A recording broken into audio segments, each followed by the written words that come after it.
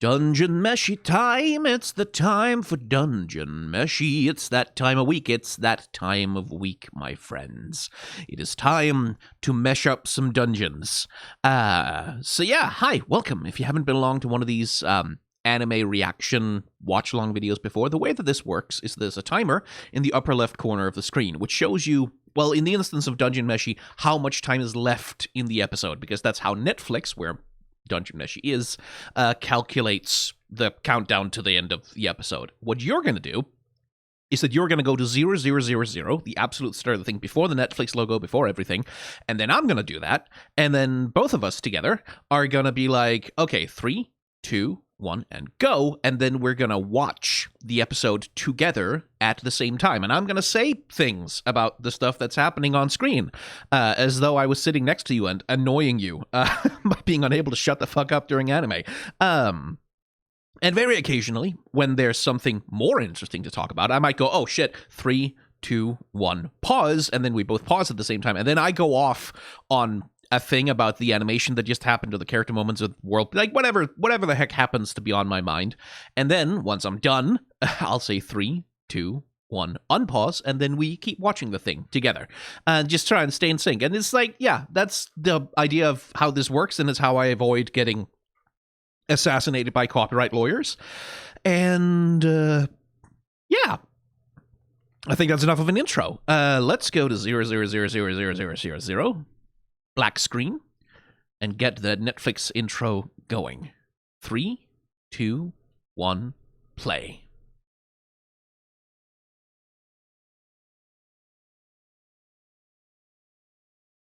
Still love the mushroom.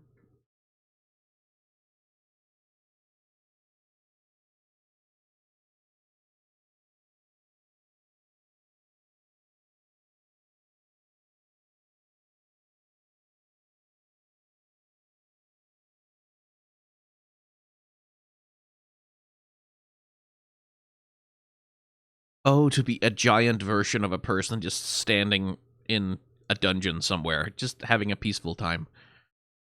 They just seem so chill. I kind of need that energy.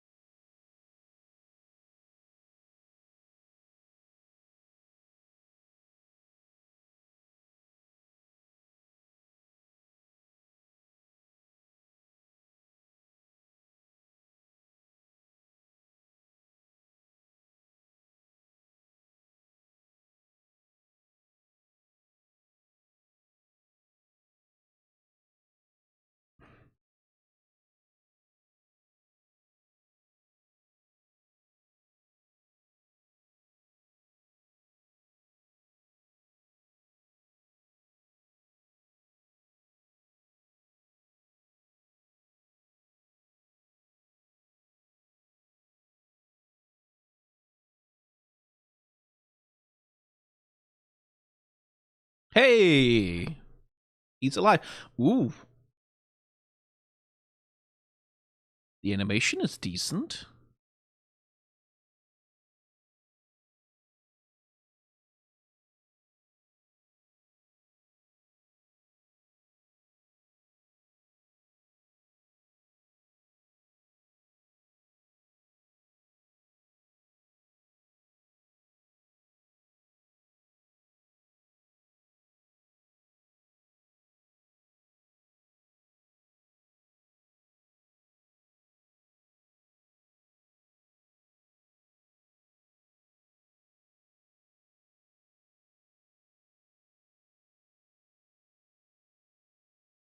Good dog.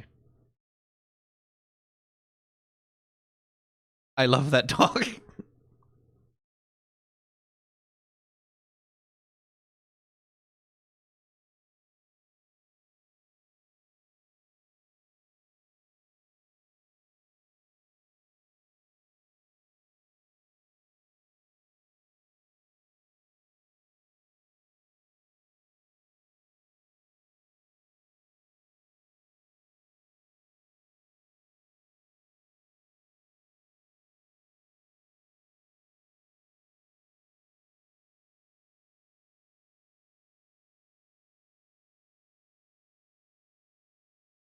Is this also one of the ones with good animation? Like, with the high quality?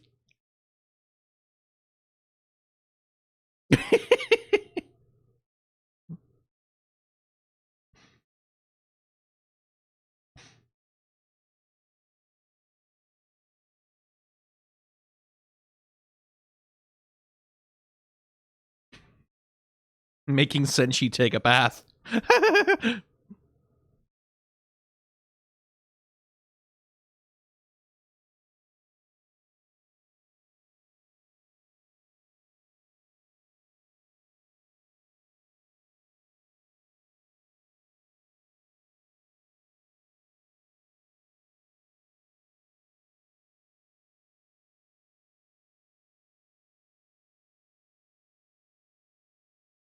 There's already a bunch of like little moments of character animation that I kind of, I kind of want to look at again.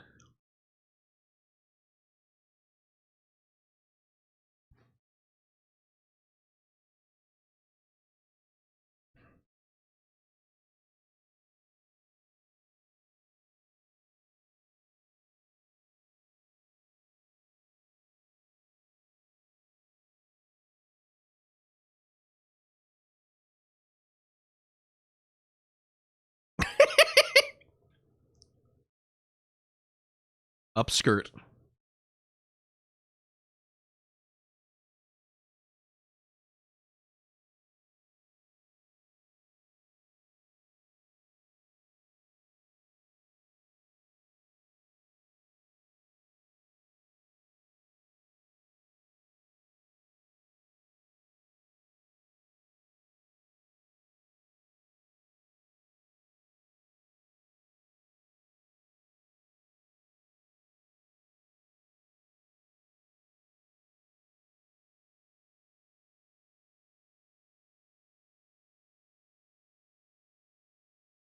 This is a fun way to do dwarves versus elves.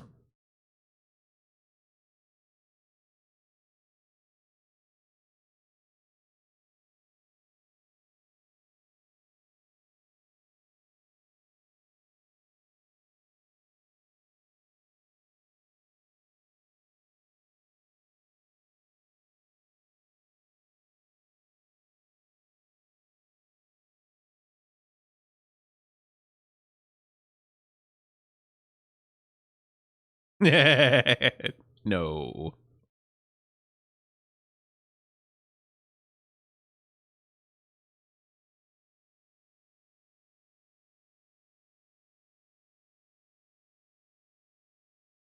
Oh, wait, is this the... The Kelpie! I remember. So that's why the animation budget is higher. Horses are fucking hard to animate.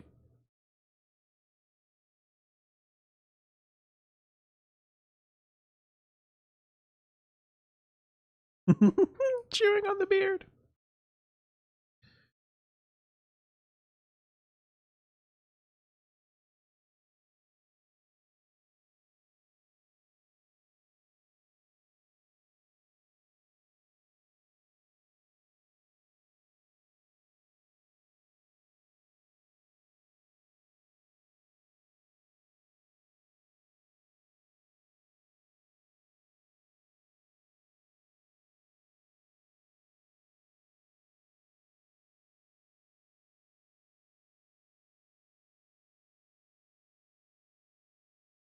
Oh, Senshi.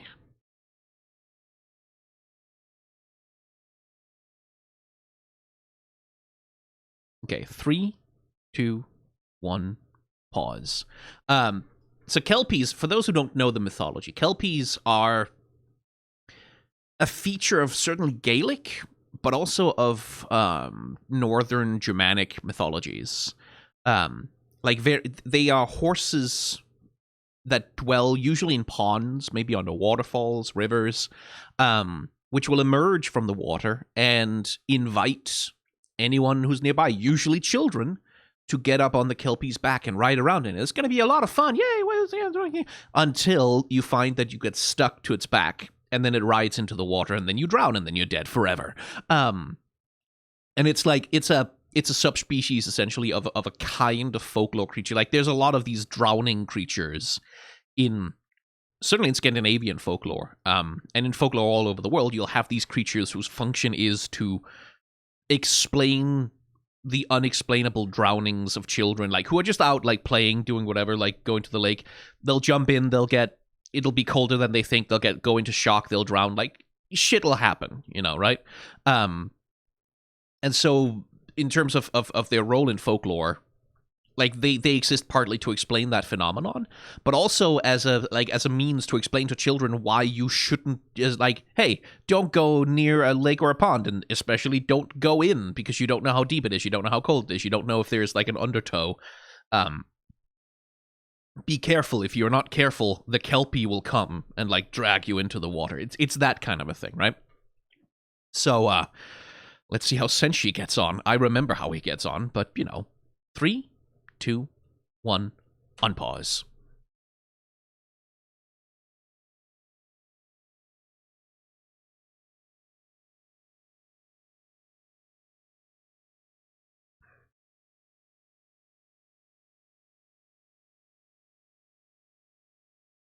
A kelpie is a kelpie.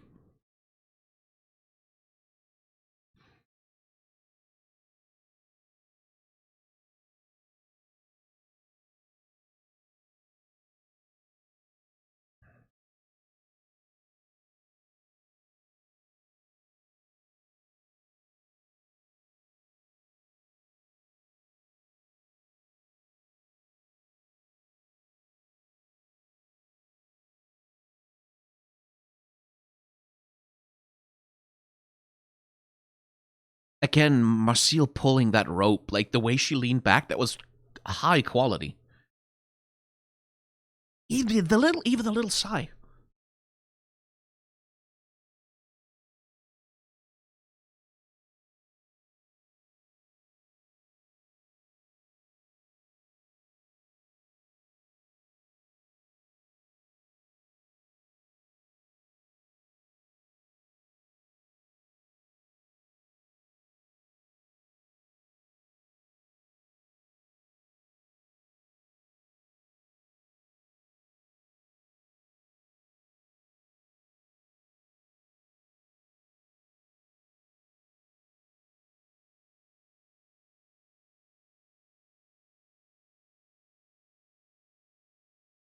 It's a good little character development moment for Senshi when he has to realize, like,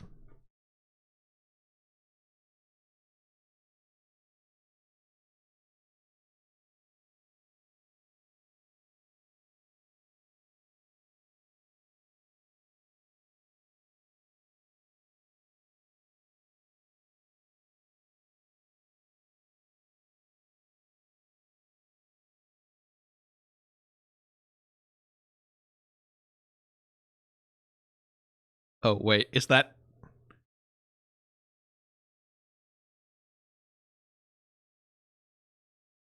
right? That's right.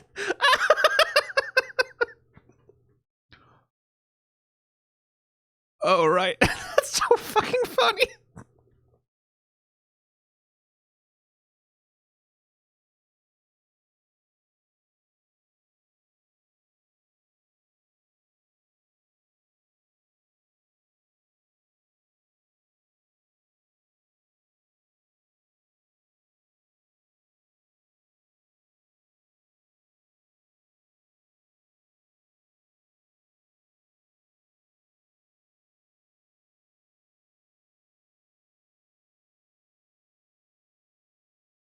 Ooh, hello.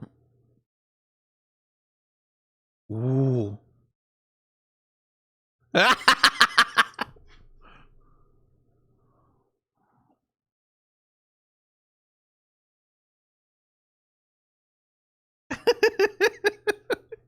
He's clearly, like, the Japanese voice actor is clearly a better singer than his character is.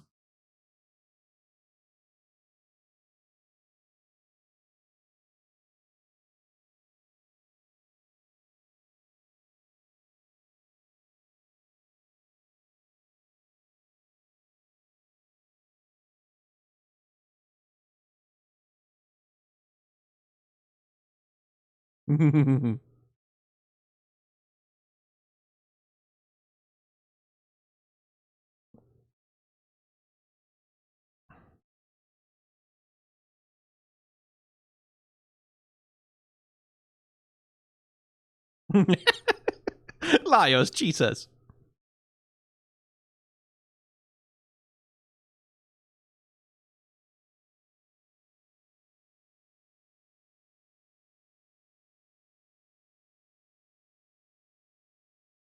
That's an interesting, like, yeah.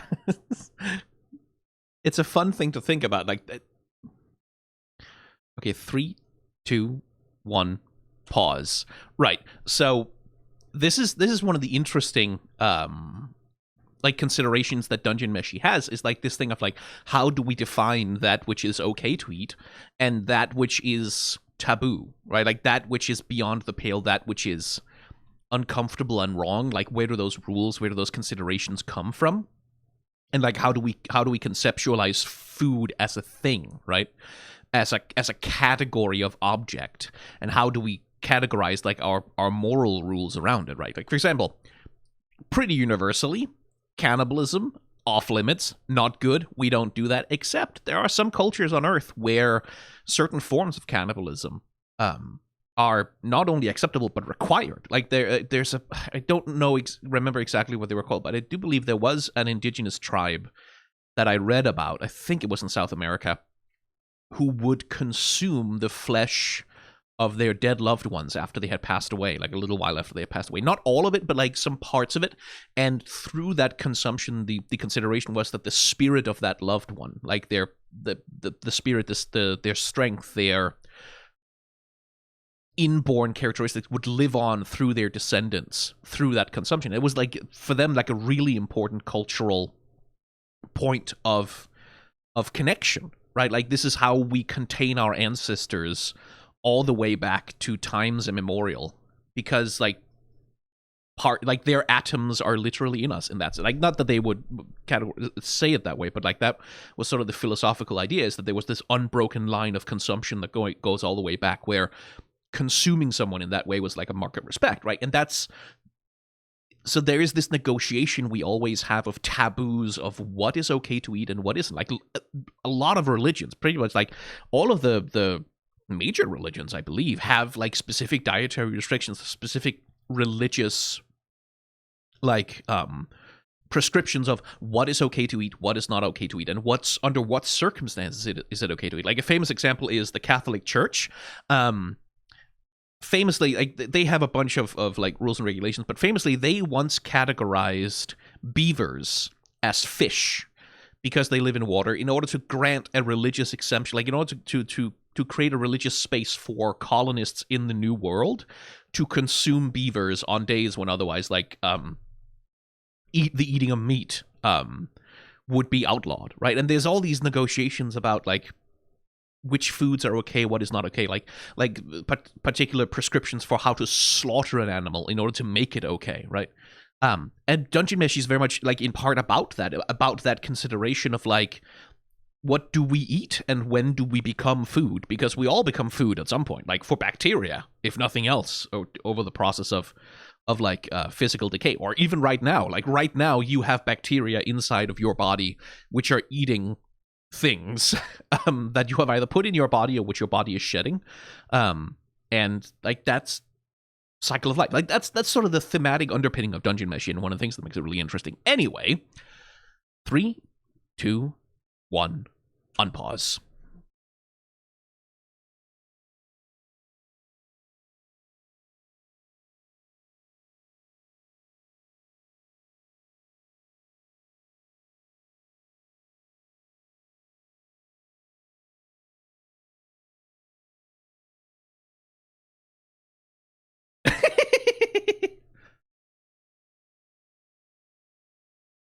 See again.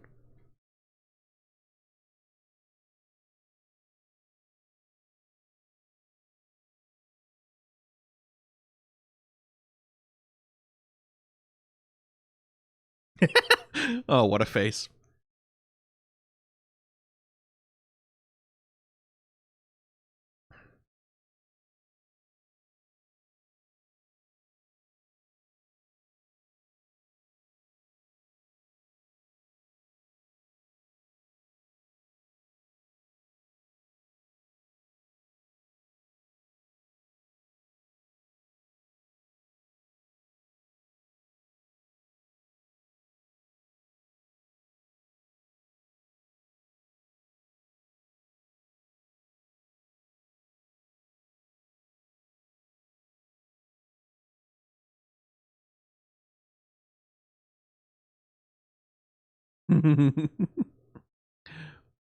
Three, two, one, poison.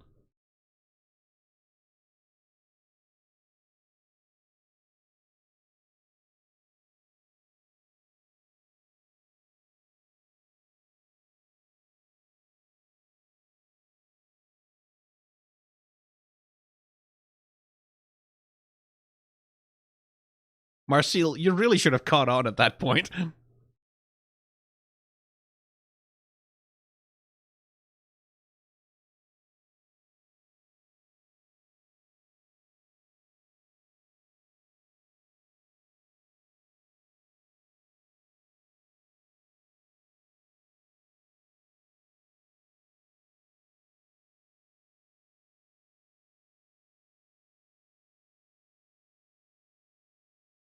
Oh, bonding. Character bonding.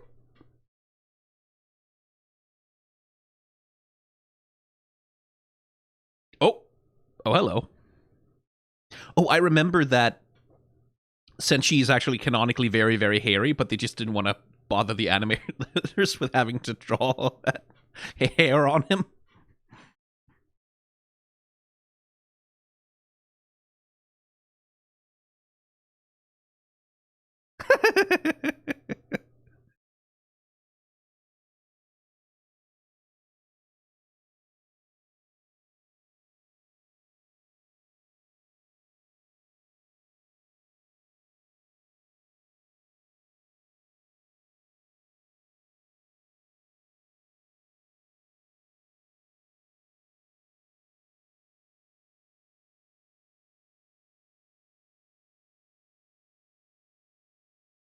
This is where, like, this is the give, right?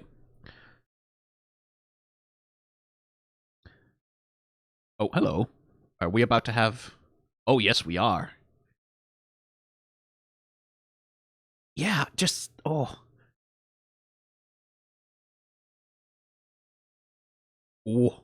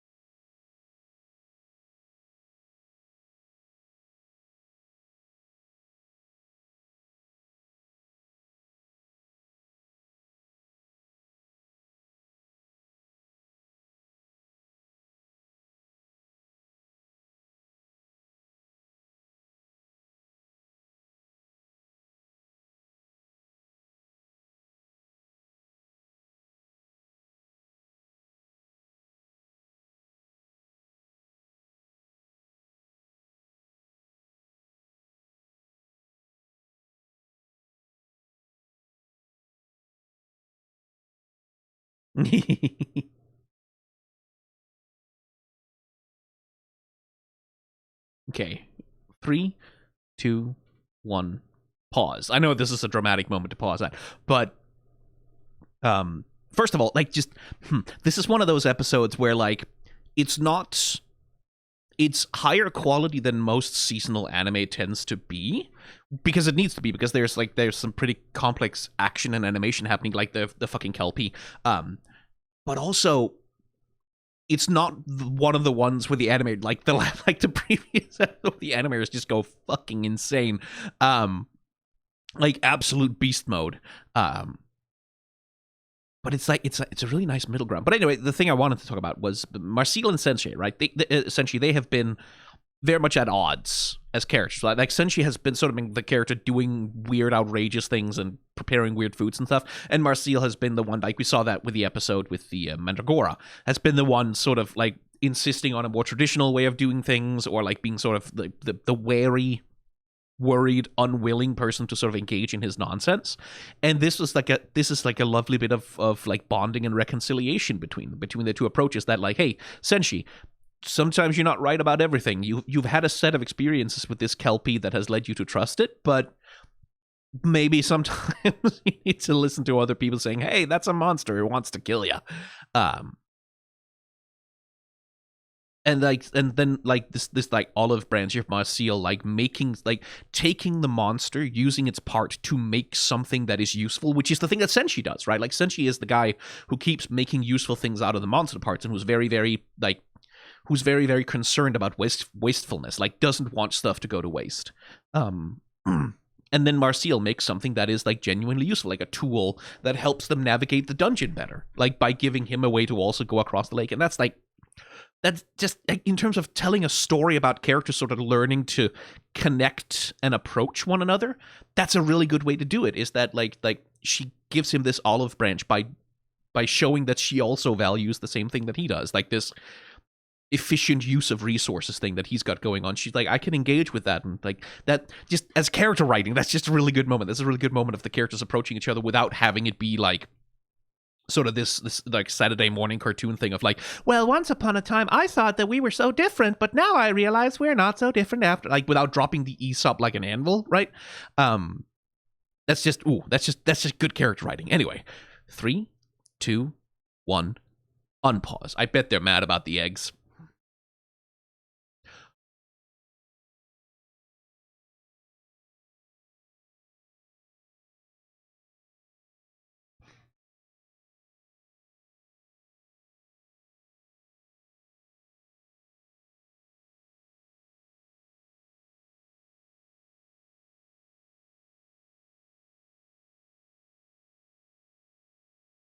Don't wait. Run.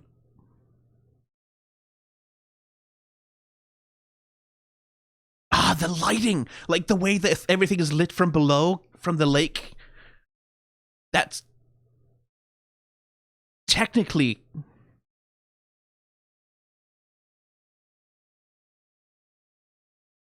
difficult.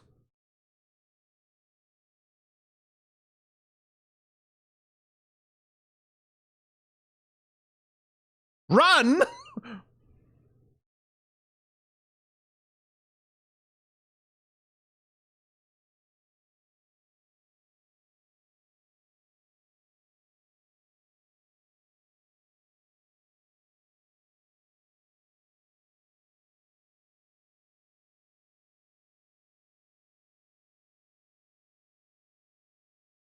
Whee! Ooh. Not enough, though. This is a boss fight. And now you have its attention.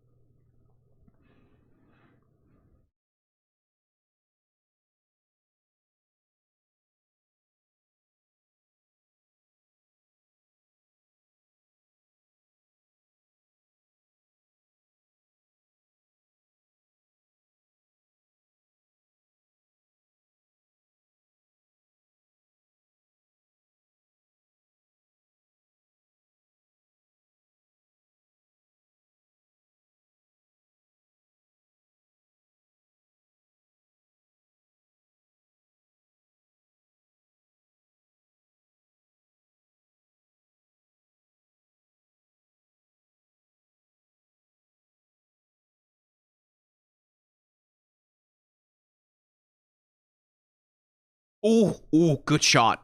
That's a great shot.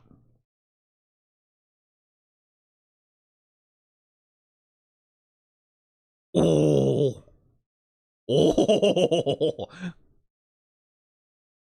I can't communicate to you how much work it must have been to animate that octopus. Like, it was relatively limited, but it was relatively limited animation, but still.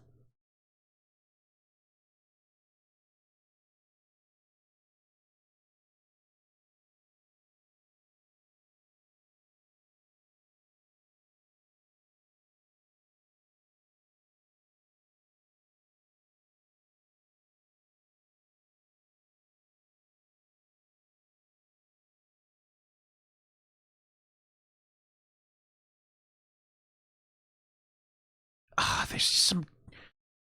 The character animation is just such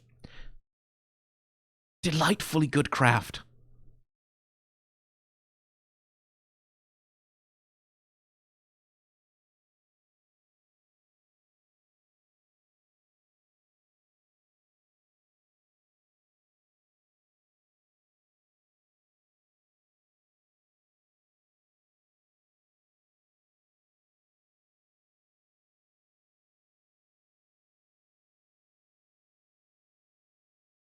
Ah! Ew.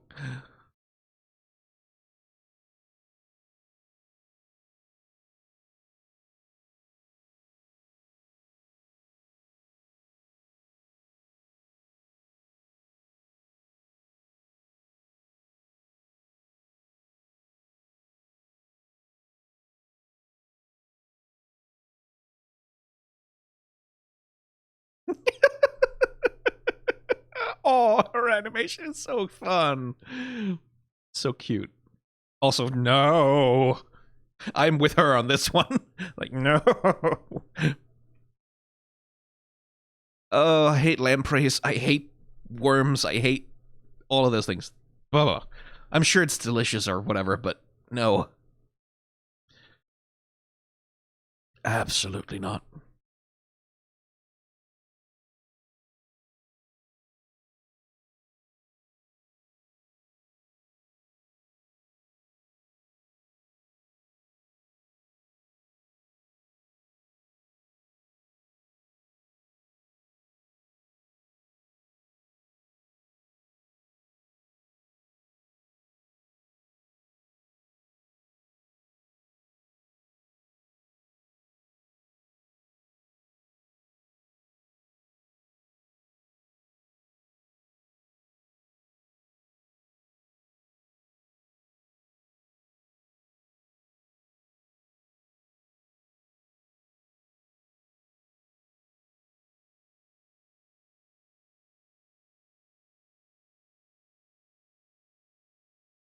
Please don't eat parasites raw.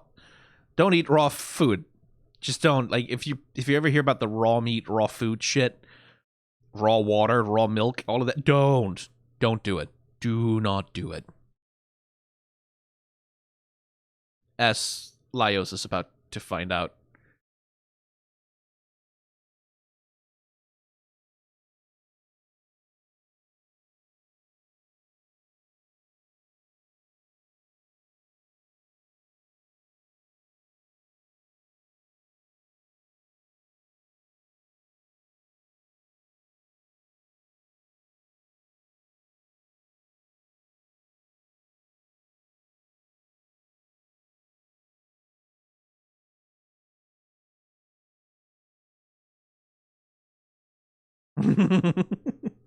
Don't eat raw food.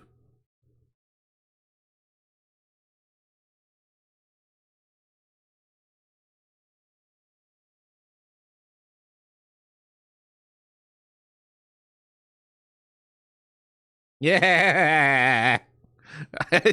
Parasites just squeak me the fuck out.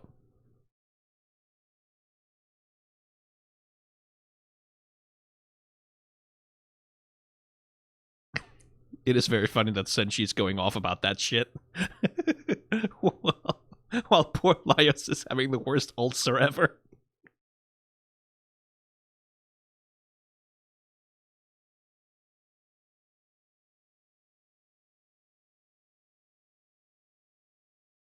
Don't eat raw food.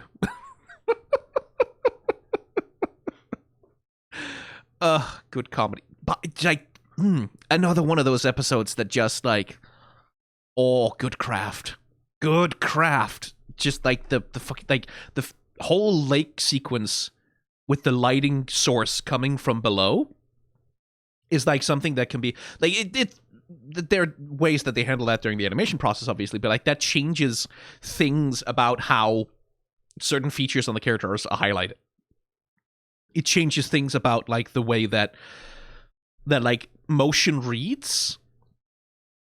And I'd be really curious to sort of frame by frame my way through that and sort of see if like if the enemies are like taking advantage of the different lighting conditions and like, oh, fascinating. There was just like Marcille when she was charging up the spell in front of the thing, and like the way her pants like were like fluttering in that was just, oh, that was really good.